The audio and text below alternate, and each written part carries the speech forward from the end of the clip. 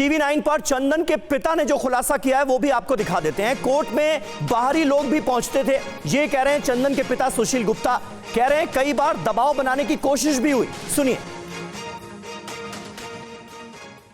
अब बहुत आया था, अपने ही कुछ जो हिंदू समाज के हैं, कुछ जयद्रथ हैं आया, लेकिन हम उस किसी के दबाव में नहीं झुके, क्योंकि हमें हमारा सिर्फ हमारे बेटे को न्याय मिलना चाहिए था। हम उसके लिए निरंतर लड़ते रहे और उन लोगों के दबाव से हम और मजबूत होते गए। कासगंज से केस भी आप लोगों ने ट्रांसफर कराया था एटा, और उसके पीछे भी क्या कहीं ना कहीं यही कारण थे कि जो आरोपी थे उन लोगों को बचाने के लिए इतने लोग, इतनी संस्थाएं लगी हुई थी कि आपको लगा कि शायद यहाँ पर जो सुनवाई है या कार्रवाई है वो ठीक तरीके से नहीं हो पाई? हाँ, बिल्कुल यही बात थी, इसीलिए हमने यहाँ से ट्रांसफ़र कराया था, क्योंकि यहाँ संख्या में ये काफ़ी लोग पहुँच जाते थे। इधर हमको कोई वकील भी नहीं मिल रहा था बढ़िया, क्योंकि इसमें एक आरोपी मुनाजिर रफ़ी वकील था पेशे से, तो उसके भय के मारे कोई और दूसरा वकील खड़ा नहीं हो रहा। तो चंदन के पिता सुशील गुप्ता को आपने सुना। वहीं एनआईए कोर्ट के इस खुलासे के बाद, इस ऑर्डर के बाद चंदन गुप्ता के भाई विवेक गुप्ता ने क्या डिमांड की है, क्या मांग की है, सुनते हैं। भाई की हत्या के जो दोषी थे उनको एटीएस एनआईए कोर्ट लखनऊ ने आजीवन कारावास की सजा सुना दी है और उनको जेल भेज दिया गया है। एनआईए कोर्ट के ऑर्डर में एक तथ्य सामने आया है कि इन लोगों की सहायता विदेशी एनजीओस कर रहे थे। अमेरिका, लंदन से, पाकिस्तान से वो संबंध रखते हैं और इनके लिए फंडिंग भी की गई थी, जिसके लिए एनआईए कोर्ट ने एक प्रतिलिपि भारत सरकार के गृह मंत्रालय को भेजी जाएगी और उस पर हम चाहते हैं कि जांच हो, उसका सच सब लोगों के सामने आए। हाफिज नूर साहब, कैसे देखते हैं आप? बहुत लोग ये सवाल उठा सकते हैं कि भाई इसमें गलत क्या है, कानूनी पैरवी का अधिकार तो हर किसी को है। भारत तो वो देश है जहां कसाब को भी कानूनी पैरवी करने का अधिकार मिलता है, लेकिन कोर्ट दरअसल मंशा पर सवाल उठा रहा है कि देश विरोधी गतिविधियों में लिप्त जो आरोपी थे उनको बचाने की कोशिश कैसे की गई, अमेरिका, ब्रिटेन में बैठे एनजीओस कैसे एक्टिवेट हो गए, कैसे फंडिंग की गई, इन बातों की जांच होनी चाहिए। आपको लगता है कि जांच बहुत जरूरी है, क्योंकि सवाल मंशा को लेकर है। यहां पहली बात तो जालिमों को सजा मिलनी चाहिए, जालिम कोई हो, और जालिम को सजा मिलने पर उनका परिवार जो आज खुश नजर आ रहा है, मैं उन्हें आभार व्यक्त करता हूं। चूंकि गलत है, लेकिन मैं एनआईए कोर्ट के जो उनकी टिप्पणियां हैं जी, उससे मैं हैरत में हूं कि उन्होंने सीधे देश की जो सुरक्षा व्यवस्था है उस पर सवाल उठाया है। इससे जाहिर होता है कि देश सुरक्षित हाथों में नहीं है। मैं आपके चैनल के माध्यम से देश के वजीर आजम श्री नरेंद्र मोदी से कहूंगा कि देश सुरक्षित हाथों में दें, अपनी ही पार्टी की किसी और बंदे को दें अगर आपसे संभल नहीं रहा है। क्योंकि सुरक्षा से कोई समझौता नहीं, देश की सीमाओं से कोई किसी तरह का समझौता नहीं।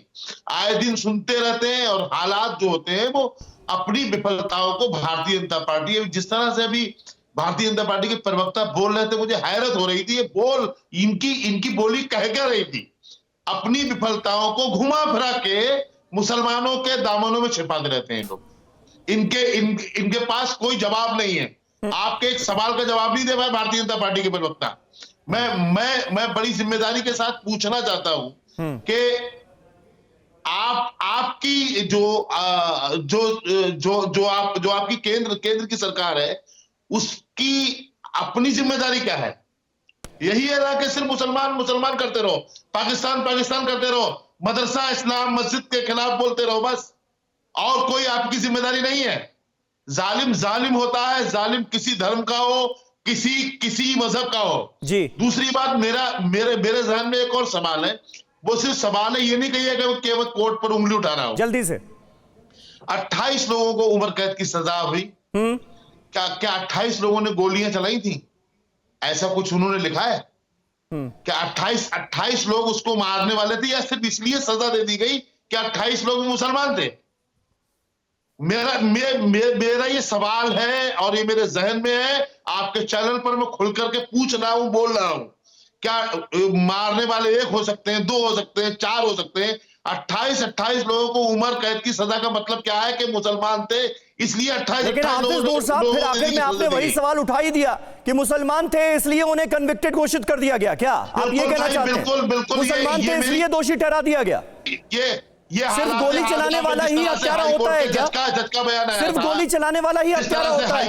ये तो कोर्ट देखेगी ना कि इन आरोपियों को रोल क्या था, उसके आधार पर कोर्ट ही तो डिसाइड करेगी कि वो दोषी थे या नहीं थे। हम और आप तो नहीं करेंगे। समीर भाई, हाई कोर्ट के जज का पिछले दिनों जो बयान आया उसके वो आपने नहीं सुना था क्या? बिल्कुल सुना था, बिल्कुल सुना था।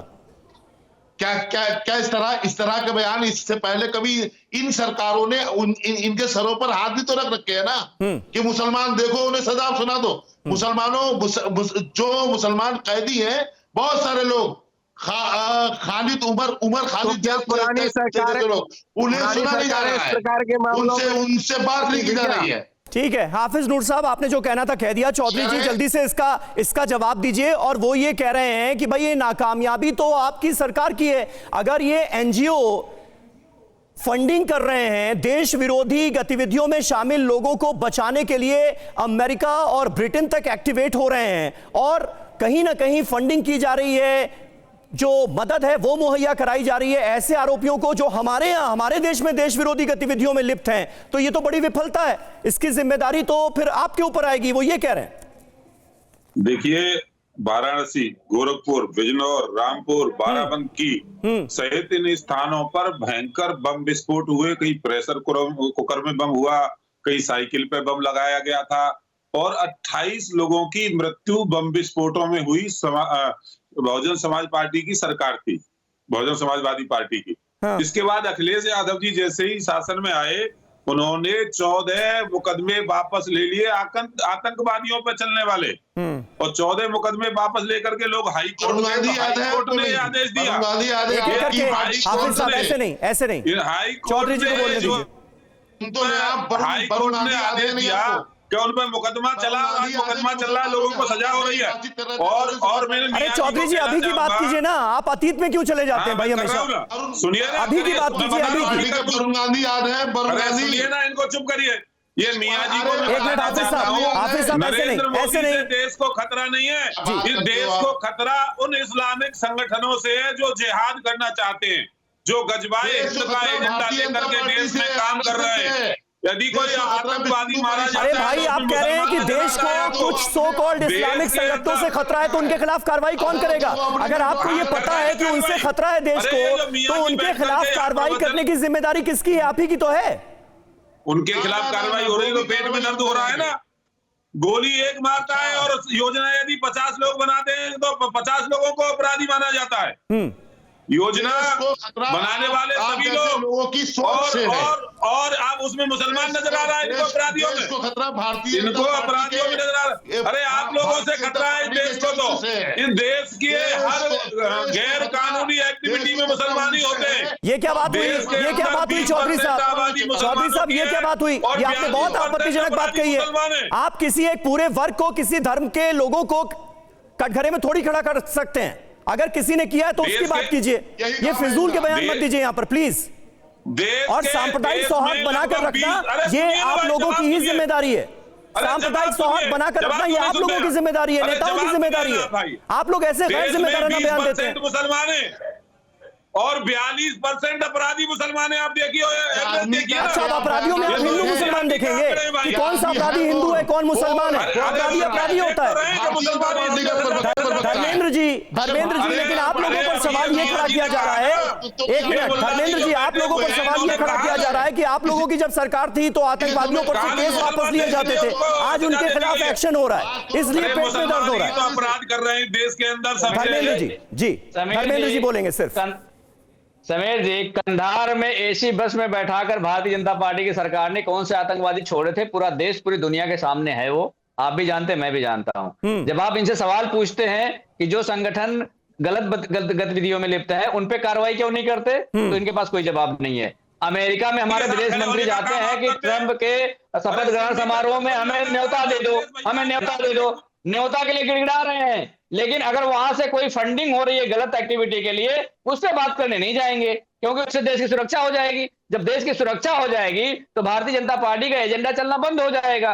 तो भारतीय जनता पार्टी के तो एजेंडे में शामिल है कि देश को अस्थिर करना है, देश को धर्म के उन्माद में डाल देना है, एक दूसरे की हत्यारे बना देने हैं। बहराइच में हिंदू की हत्या हो जानी है, उसके बाद कासगंज में मुस्लिम के हिंदू की हत्या हो जानी है, और दूसरे शहरों में मुस्लिम की हत्या हो जानी है। हरियाणा में इसका गो कसी के चक्कर में ठीक है। महामंडलेश्वर जी, इस पूरे घटनाक्रम को कैसे आप देखते हैं? जो नई जानकारियां सामने आई उस पर हमने बात की, लेकिन ये जो सोच है ना कि हत्यारों का भी धर्म देखो, कौन मरा है उसका भी धर्म देखो, उसके बाद उस हिसाब से कमेंट करो, अपनी अपनी राजनीतिक लाइंस को टो करते हुए, इसे आप कैसे देखते हैं? ये समाज किधर जाएगा ऐसे अगर होगा तो?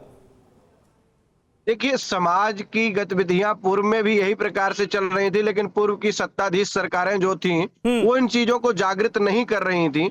और कहीं ना कहीं अब उन चीजों को ये जो सरकारें हैं आज के समय में, जैसे हमारे पूर्व में कह रहे थे कि मुसलमान को टारगेट किया जा रहा है, जो पूर्व में कर रहे थे, या आतंकवादी गतिविधियां हो, चाहे टेरर फंडिंग हो, चाहे जो कुछ भी, आज यदि जो संस्थाएं निकली हैं, क्या वो कोई धार्मिक संस्थाएं हैं, क्या कोई बीजेपी की संस्थाएं हैं? ये सब संस्थाएं भी तो मुसलमानों की ही है ना। क्यों टेरर फंडिंग में ही इनकी ही क्यों आती है? ये तो एनजीओ का जिक्र हुआ है महामंडलेश्वर जी, इसमें मुसलमानों की संस्थाएं हैं ऐसा तो नहीं सामने आया। ये जो हमने एनजीओ की लिस्ट बताई है, ब्रिटेन के हो, अमेरिका के हो, या फिर हमारे यहाँ, ये एनजीओ की बात हो रही है सर। 100% मुसलमानों के एनजीओ हैं, 100%, एक भी कोई दूसरे धर्म का आदमी नहीं होता। आप मान रहे हैं ये सारे एनजीओ जिन पर आरोप लग रहे हैं ये सब मुसलमानों से ताल्लुक रखते हैं? हाफिज नूर साहब, आप मान रहे हैं?